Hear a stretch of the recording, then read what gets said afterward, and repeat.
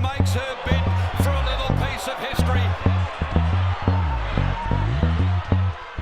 Hello and welcome to the Run of the Race, where we are getting ready to review everything that happened on Roma Cup Day, which was also, of course, the last Ascot meeting for the season, Mark. Certainly was, and a thrilling climax, the Ascot Horse of the Year race as well. We'll talk about that later on. All right, let's jump straight in and have a look at the two-year-old race. This one was won by Miss Almaya, who's put together two nice victories now. All is away we go.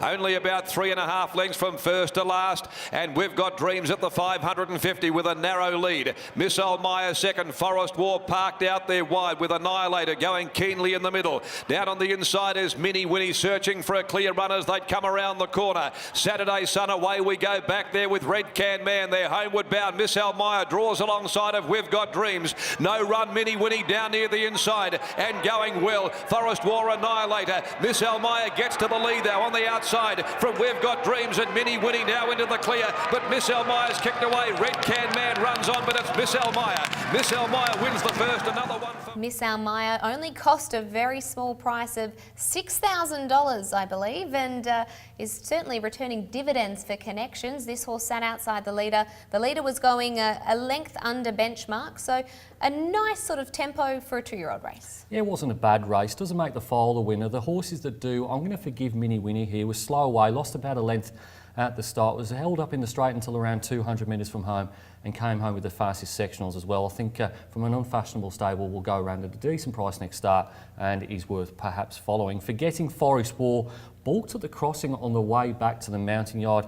Peter Nocky came off the horse there. There's clearly a few issues with this galloper. I don't think you can trust it. I'm going to follow Red Can Man here. Raced pretty keenly, was steadied halfway through the contest. Fastest sectionals all the way home, including the clear fastest last 200. Probably should have won the race. And one of the better named juveniles going around, Red Can Man. Quite like that one.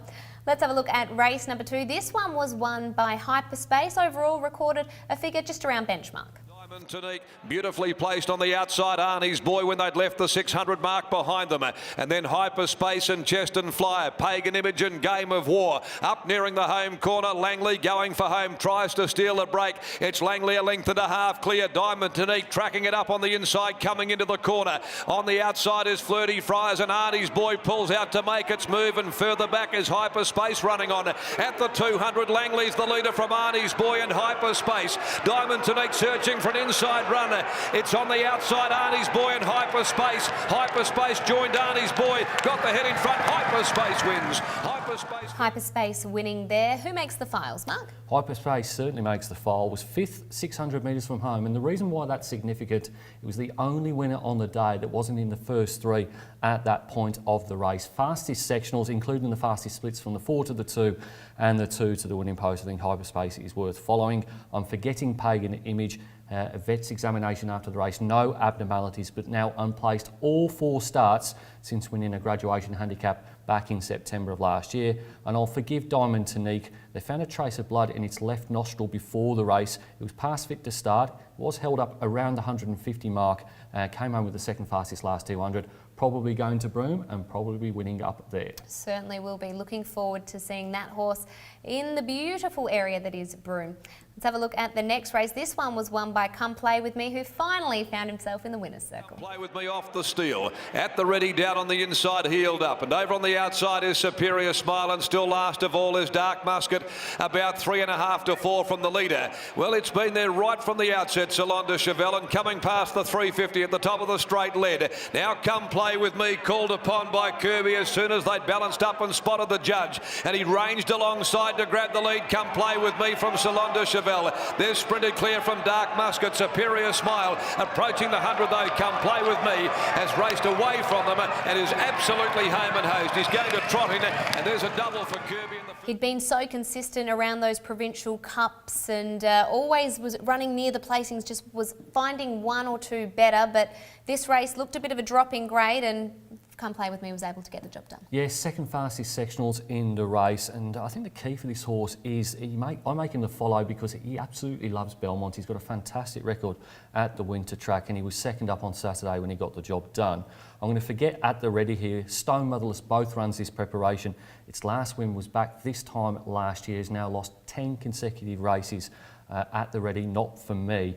I'm going to forgive Dark Musket. Second in this race, was pretty poor in the WA Cup that he'd won 12 months earlier, but he was okay finishing off over 2,100 metres on Saturday and prior to that 1,800 metres, and both those races were pretty slow tempos.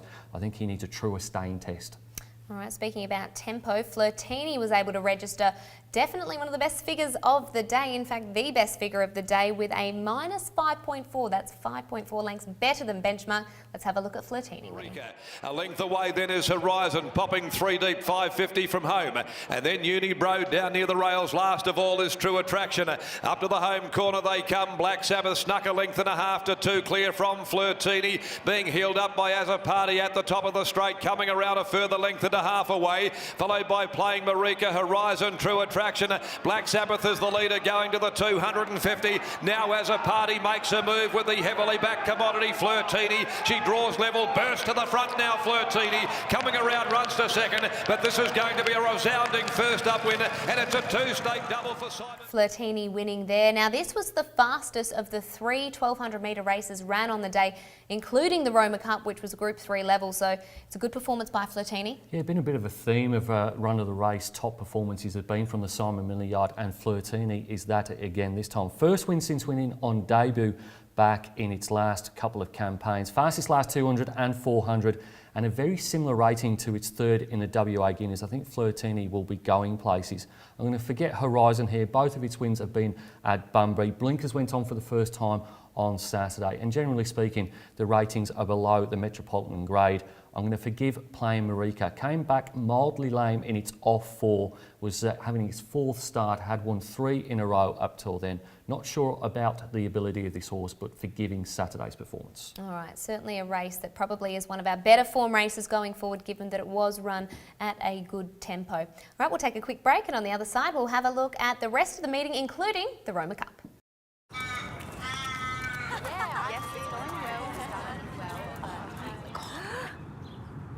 Turning up for a picnic with chicken chunks? Ooh, orchies.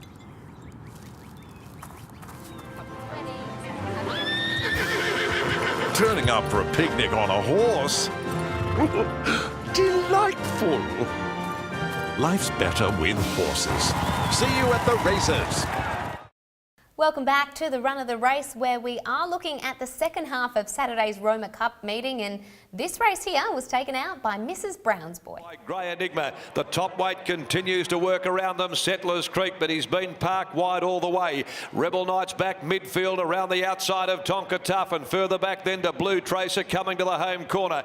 Back with it is Resistance and Showcase, and a clear last Storm Dancer on the point of the home corner. They'd straightened up. Flying Raw led Patristic. Skin and Tins pop the big question. Cutting back towards the inside there. Sophie Song getting right up on the rails now with Mrs. Brown's Boy. Settlers Creek and Rebel Knight. Many hopes at the 100-metre mark.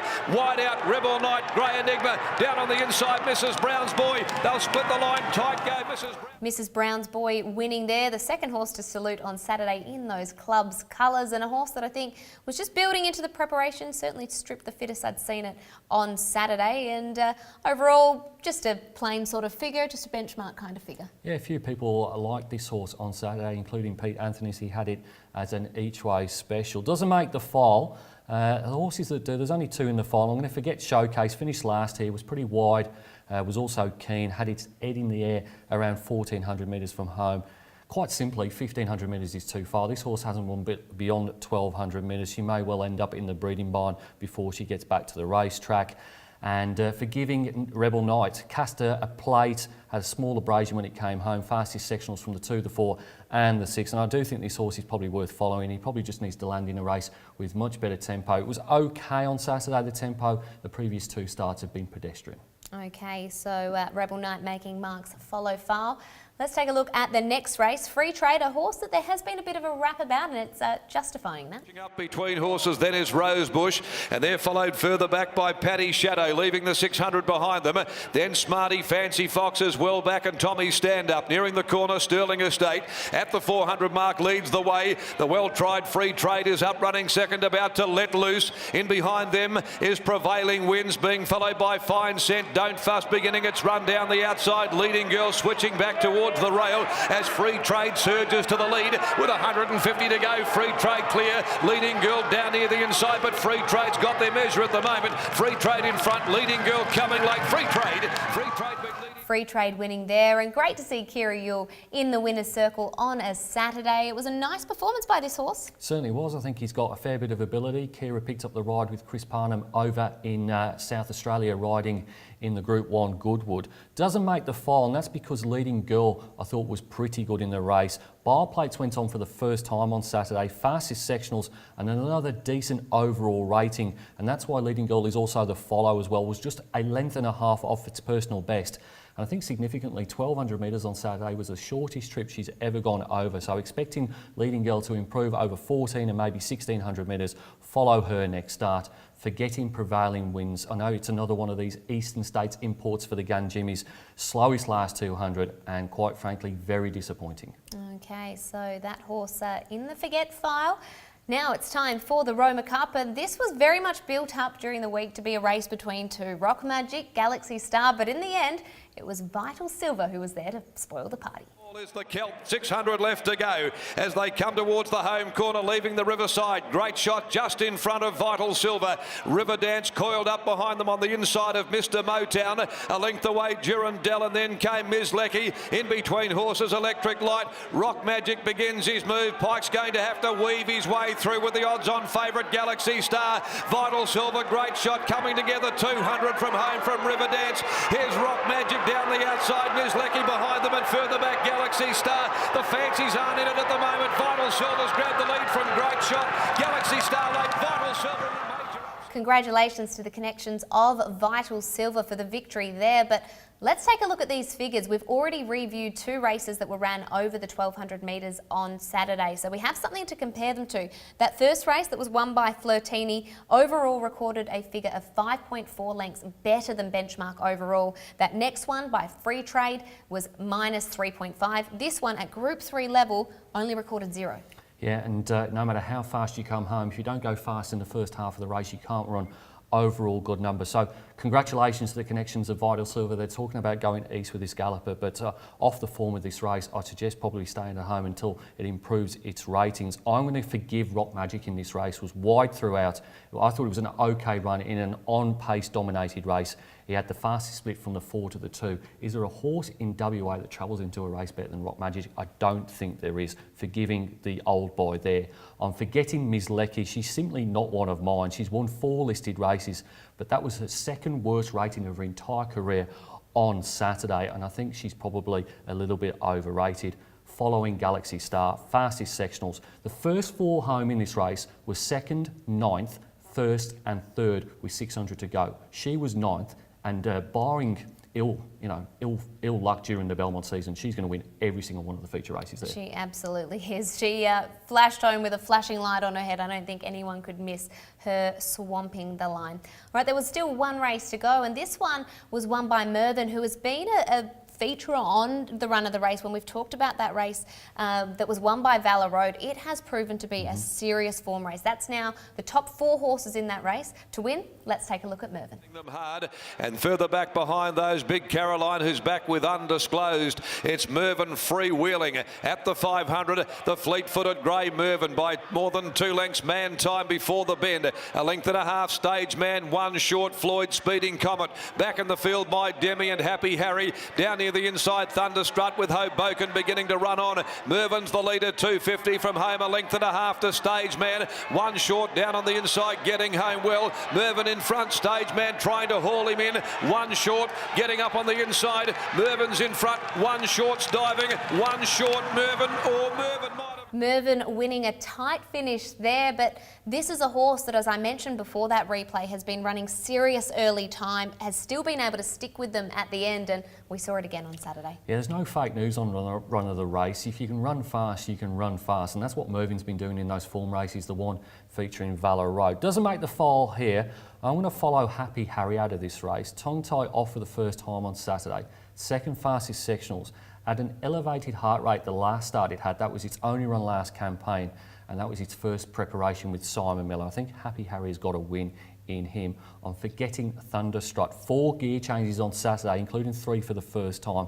Has only beaten 1 horse in his last 3 starts, Forgetting that galloper. And I will forgive Big Caroline here. She did quarter her off 4 heel, was uncomfortable in her action and did finish last. She's a bit more of a Belmont specialist, and I think the run was too bad to be true on Saturday. Of course, we are looking forward to getting to Belmont this weekend. So all this form we then need to take to the track and see how we go, especially when those wet weather conditions come in. But we'll continue updating you on the figures. Let's have a look at the meeting in its totality. Is it all about Flirtini? Certainly is, and I don't think it's going to matter too much that she's going to go to Belmont next. I think she's won at the track already, and she was the star on Saturday, minus 5.4 overall, and to the class minus 6.3. So she's going places, and Chloe Addis-Party had time to look around and see where the dangers were.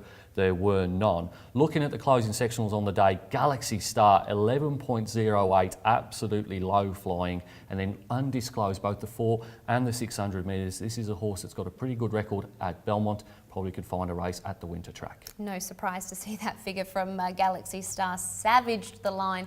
If it was any longer, she wins it. Unfortunately, the post came just that little bit too soon for William Pike. All right, we'll take a quick break, and on the other side, we are going to find out the winner of the Tipstar competition, because it was coming right down to the wire. We'll look at that just after this. Arriving for a hot date on a moped. Disappointing.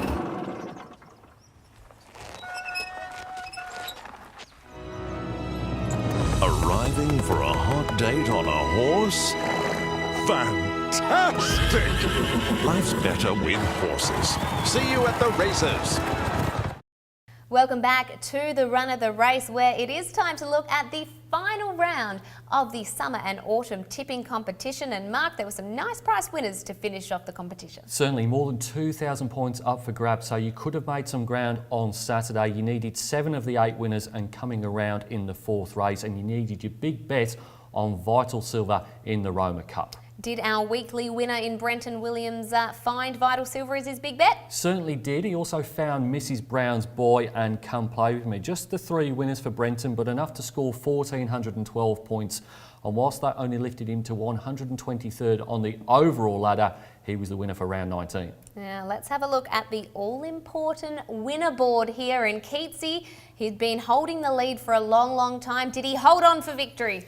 Yeah, the graphic doesn't do this justice. He's ended up winning by nearly 400 points, but with 3 races to go on Saturday, Keats' lead was down to 81.2 points. That was over Dudley, who had found a very nice price in the 5th race, but he got it going at the end, and he managed to finish on a high with Merving as well, and that ultimately has won him the competition. Oh, well, congratulations, Keatsy. I know he would have been very nervous with 3 races to go, but thankfully, he managed to get out in the last with Mervyn. Now, this competition ends the summer and autumn competition, but all relaunches, resets, ready for winter. Yeah, 19 rounds at Belmont, so we have 19 Saturdays scheduled between the 25th of May and the 28th of September, which is grand final day. So 19 rounds, same prizes as we've had during the autumn and summer competition, and of course then we'll come back here for the Ascot Racing Carnival starting on the 12th of October. Looking forward to all of that. If you were a terrible tipster this round, make sure that you get back involved, reset, because even those weekly prizes are fantastic, and hopefully you can be like Keatsy and walking away with the chocolates at the end. Looking forward to getting back to Belmont. Mark, free entry, all important? Yes, certainly free entry for all race meetings at Belmont, both midweek and Saturday. And on Saturday, hoping to see Specialism go around as well. Specialism was the Ascot Horse of the Year, hoping to present the prize from Western Race Picks, which is a glorious photograph of Specialism in action. And boy, it went down to the wire. Dance Music was scratched from the last. If she'd won, she would have been the Ascot Horse of the Year, and had Galaxy Star won the Roma Cup, she would have been Horse of the Year. Well, congratulations to the connections of Specialism, Ascot Horse of the Year. Looking forward to hopefully seeing plenty more of that horse at Belmont. Thanks for tuning in to another episode of The Run of the Race. We'll be back with you next week. He makes her bid for a little piece of history.